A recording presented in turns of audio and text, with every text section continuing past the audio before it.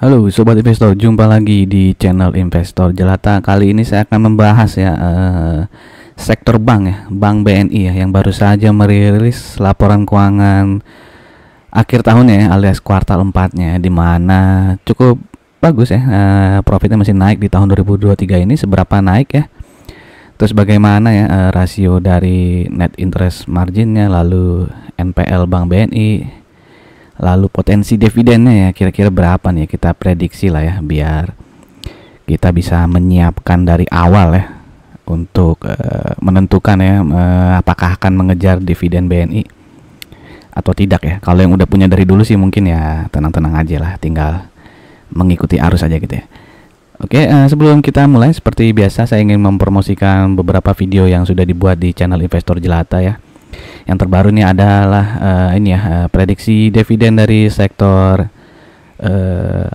sektor apa nih, pelayaran lah ya, yang terutama yang mengangkut energi nih ya, coal dan juga komoditas ya, nikel ya, yaitu Transpower Marine ya, TPMA ya, di mana laba 2023 juga naik dan biasanya dia membagikan dividen cukup besar ya. Jadi saya buatkan videonya di sini. Lalu ada juga prediksi dividen dari beberapa emiten batu bara seperti PTBA, ITMG dan juga UNTR, dan juga ada ya list 10 emiten dengan dividen yield terbesar ya selama 5 tahun terakhir. Jika teman-teman berminat menonton video-video ini, nanti linknya bisa teman-teman cari di kolom deskripsi atau search saja di channel Investor Jelata.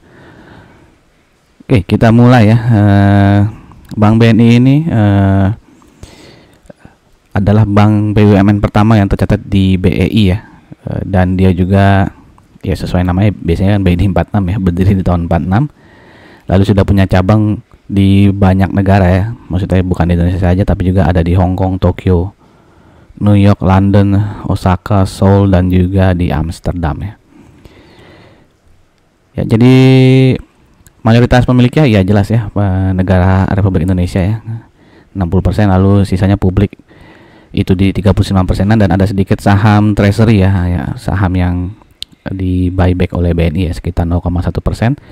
Dan kalau kita lihat yang di publik itu ya, komposisinya adalah 12,84%-nya dimiliki oleh lokal dan 27,14% itu dimiliki oleh asing ya, foreign ya. Ini data per Desember 2023. Kalau kita lihat di setahun terakhir ini jumlah lokalnya turun ya, sedangkan jumlah foreignnya naik ya. Oke, jadi bisa dilihat di sini BNI ini ya, jaringan domestik yang luas, didukung oleh lebih dari 1.800 outlet, 13.000 ATM, lebih dari 3.000 ATM, 173 agen laku pandai ya. Laku pandai itu kayak BNI agen 46 ya, kalau BRI kayak BRI Link lah gitu. Jadi laku pandai itu singkatan apa ya, lupa ya, layanan keuangan tanpa kantor lah gitu ya. Dan juga ada apa ya, ini tadi ya yang overseas office ya, di Singapura, Hong Kong, Tokyo dan sebagainya ya. Dan kalau bisa lihat sini yang menarik adalah agen laku pandainya dari 2020 sampai 2023 tiap tahunnya ada kenaikan ya. Nah, kalau ATM-nya nih ya tiap tahun tuh turun ya. Bahkan di 2023 ini turunnya cukup banyak ya, dari 16.100-an menjadi 13.300-an 90 ya. Begitupun untuk kantornya ya, tahun lalu 23, di tahun 2003 jadi 19. Kalau ini tetap ya business center ya. Lalu apalagi yang turun nih? Jumlah outlet juga turun ya. Kantor cabang pembantu dan sebagainya itu turun. Begitupun dengan karyawannya, itu ada pengurangan sedikit ya. Ini bisa dilihat mungkin karena sudah zaman digital ya, jadi banyak yang beralih ke digital sehingga kantor-kantor fisik tuh mungkin bisa dikurangi oleh BNI ya. Makanya bisa dilihat kantor-kantor dan ATM-nya berkurang ya, outletnya berkurang. Tapi yang kalau yang laku pandai ini ya, yang ada di di perumahan lah gitu ya, bukan di daerah-daerah perkantoran, itu bisa dilihat agennya itu bisa bertambah banyak ya. Jadi bisa dilihat bisa dibilang nih shifting lah ya, dari kantor fisik yang berkurang ya kan, mungkin digitalnya semakin banyak yang make, dan agen laku pandainya yang dibanyakin juga gitu ya. Oke, ini apps dari BNI ya, bisa dilihat di sini register usernya ya, jumlah pemakainya itu naik 19,1% ya dibandingkan tahun lalu 2022 ya. Jadi sekarang ada 16,2 juta register user ya yang terdaftar ya. Lalu transaction value-nya juga bisa lihat di sini naik ya 51,6% ya. Yang tahun lalu itu 802 triliun, sekarang sudah 1216 triliun ya di tahun 2023. Begitupun dengan transaksi frekuensi yang naik 74,7% ya. Lalu daily mobile banking juga naik 74,4%. Jadi pemakaian secara digital ini memang meningkat banyak ya. Lalu di tahun 2022 juga ya BNI ini mengakuisisi PT Bank Mayora ya. Lalu di tahun 2023 bulan Mei dia merebranding Bank Mayora itu menjadi High Bank ya, di mana di sini fokus untuk UMKM ya, penyaluran kredit untuk UMKM ya. Di mana bisa lihat di sini loan growth-nya ya. Uang yang dipinjamkan itu naik 72,2% bandingkan tahun lalu ya. Lalu NPL-nya juga masih cukup sehat ya 1,7% ya. Di mana High Bank ini dimiliki oleh BNI 63,9% ya, dan Mayora masih memegang 36,08%. Oke, lalu kita lihat ya, ini dari Bank BNI loan composition-nya bisa dilihat yang paling banyak itu untuk corporate ya. 52,8% di akhir tahun ya. Lalu yang kedua itu adalah yang 17,9% yaitu untuk consumer ya. Lalu sisanya adalah medium enterprise dan small enterprise ya. Dan kalau kita di sini di breakdown ya, yang peningkatan paling banyak itu adalah 17,4% ya dibandingkan tahun lalu. Itu adalah personal loan ya. Lalu yang kedua adalah perusahaan private nih ya, 14,3% nih. Ini jumlah uang yang dipinjamkan ya. Jadi yang naik paling banyak itu ada personal loan, lalu corporate private ya. Dan ini corporate SOE itu yang pemerintah ya, state owned enterprise ya kalau nggak salah singkatannya ya. Itu naik 11,8%. Dan juga untuk mortgage itu mungkin ya kredit rumah gitu, itu juga naik 9,3%. Tapi perlu diperhatikan di sini untuk uang yang dipinjamkan ke usaha kecil ya, small ini ya, itu total itu turun ya 12,6% ya. Bisa dilihat sini yang untuk KUR ya, kredit usaha apa ya, R-nya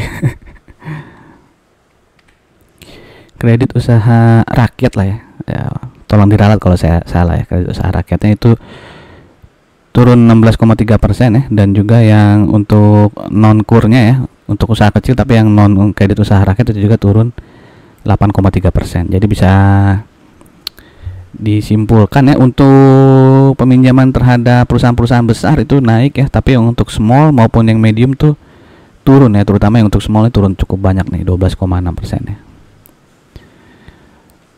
Oke, sebelum kita masuk ke laporan keuangannya, saya ingin mengajak teman-teman yang mungkin saja baru mampir di channel ini untuk mensubscribe channel ini, dan jika dirasakan video-video di channel ini bermanfaat, saya mohon untuk like, komen, dan share-nya. Terima kasih.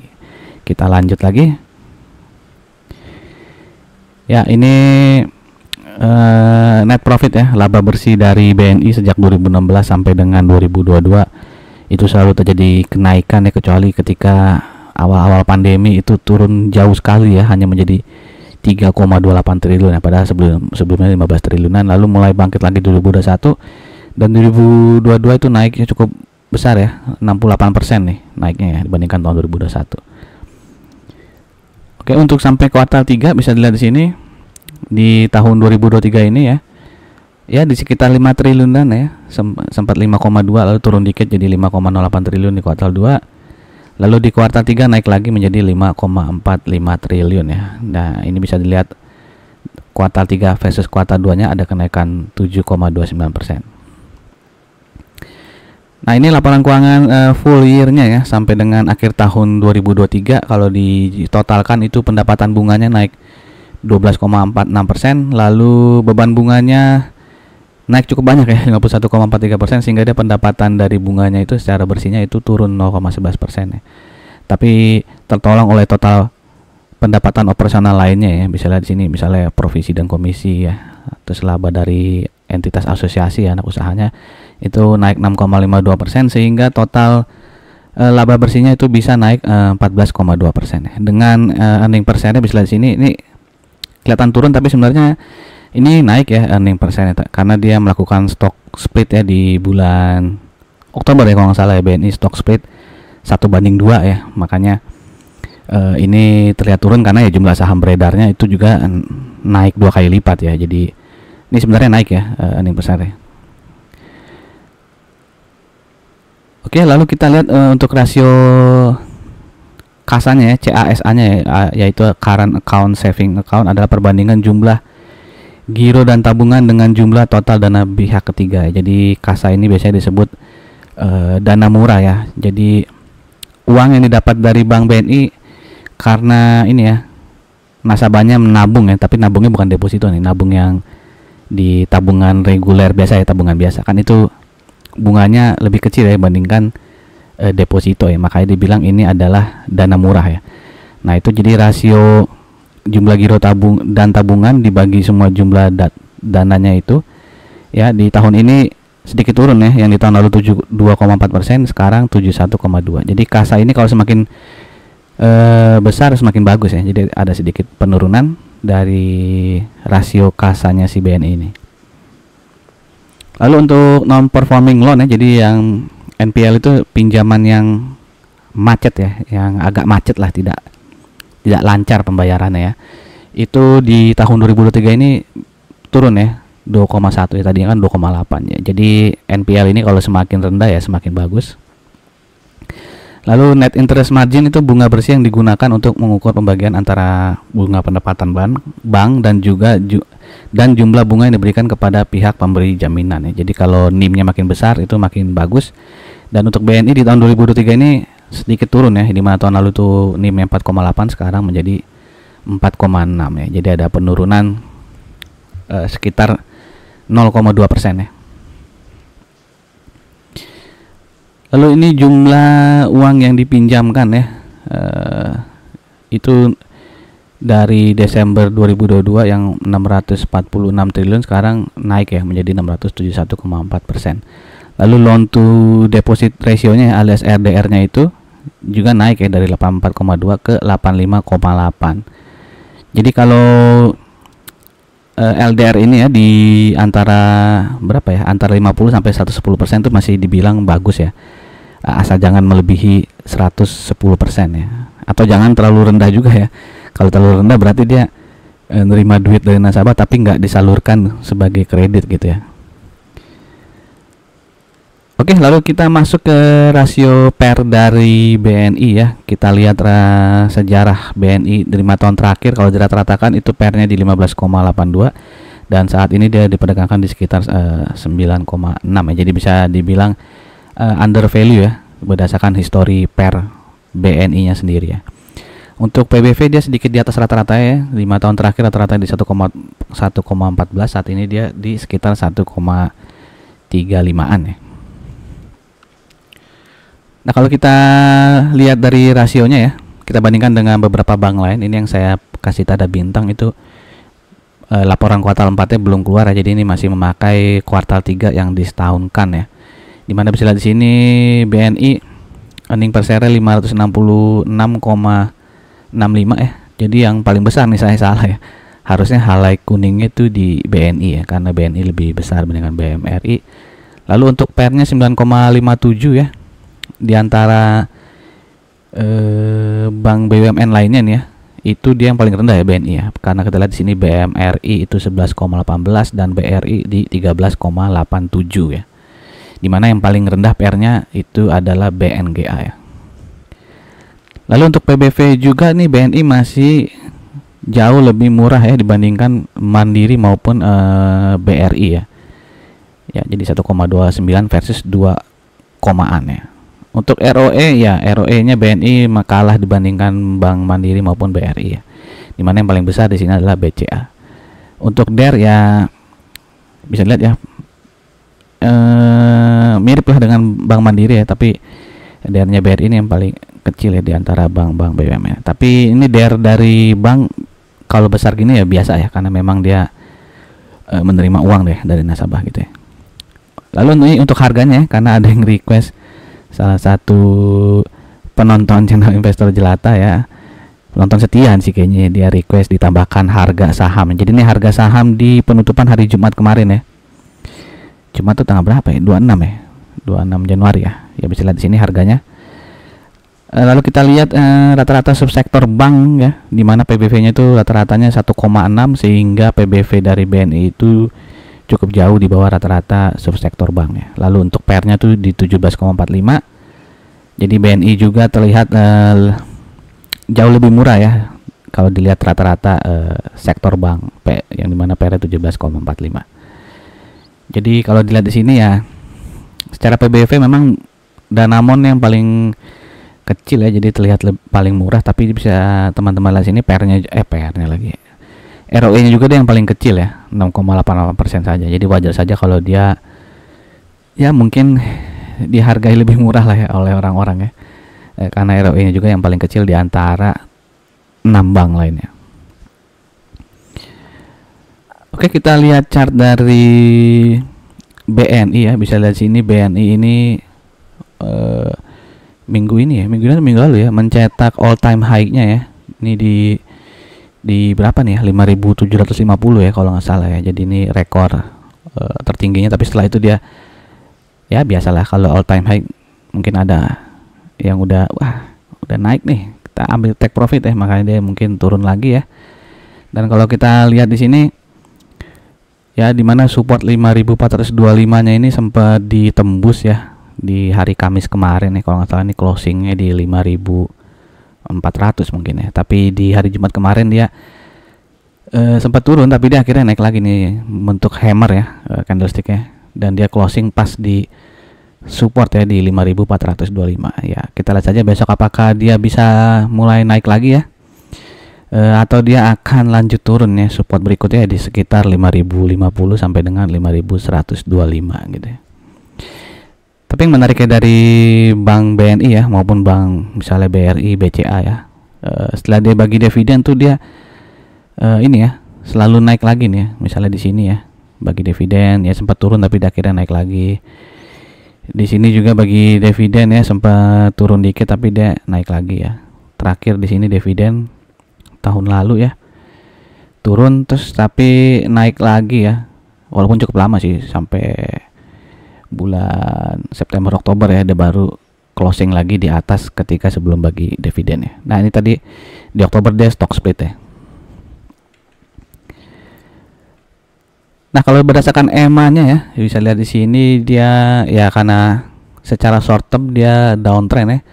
Ketika dia menyentuh all time high-nya dia turun ya, sehingga tembus EMA 20-nya ya.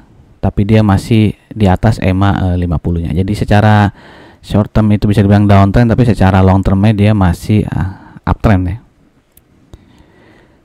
Oke, sekarang kita masuk ke bagian dividennya ya, di mana tahun lalu dividen payout ratio dari BNI itu adalah hampir 40% ya, 39,98%.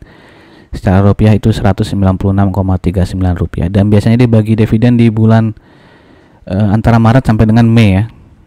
Kalau 7 tahun terakhir sih paling banyak di bulan Maret ya, di akhir Maret ya.